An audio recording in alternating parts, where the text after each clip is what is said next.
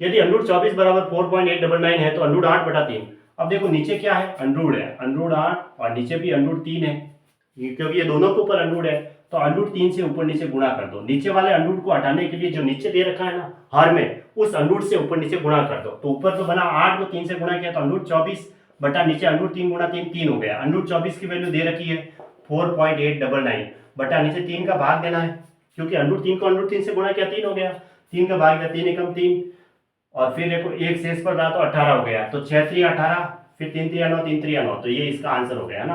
तो option C right है 1.633। अब अंडरूट 6 बराबर 2.45 है तो अंडरूट 2 बटा 3 अंडरूट 3, तो अंडरूट 2 बटा नीचे क्या है 3 अंडरूट 3, तो नीचे वाले अंडरूट को हटाने के लिए मैं क्या करता हूँ, अंडरूट से ऊपर नीचे गुणा कर दो ऐसे,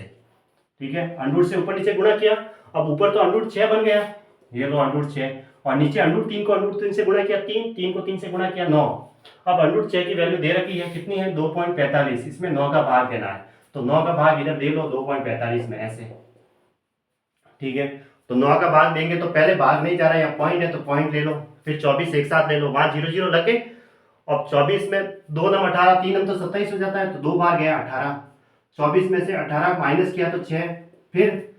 7 नम 63, 7 बार गया, फिर 5 में से 3 गया 2, फिर 0 उतारा तो 2 नम 18, फिर 2 रहा, फिर 0 उतारा, फिर 2 नम 18, फिर 2 आया, फिर 0 उतारा तो 2 नम 18, इस तरीके से आ रहा है ना। तो क्या आ रहा है 0.27222 ऐसे ऐसे चल रहा है, यानी कि इसको ऐसे लिख सकते हैं 0.272 बार, ये इसका आंसर हो गया। क्योंकि जो 2 है ना वो बाद में ये 2 रिपीट हो रहा है, 2 2 2 2 ऐसे चल रहा है आगे से आगे आगे से आगे, तो 0.27 तो है ही, उसके ऊपर 2 के ऊपर बार लगा दो, तो ऑप्शन सी सही है।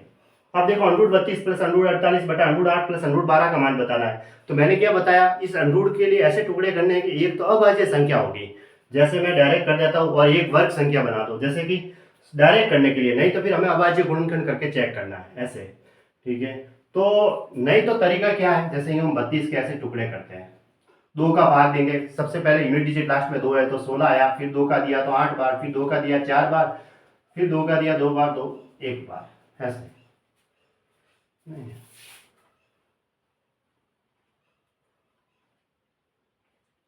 ठीक है, तो ऐसे करते हैं, तो फिर इनके तो जोड़े बन जाएंगे, इस 2 का जोड़ा नहीं बनेगा, ठीक है।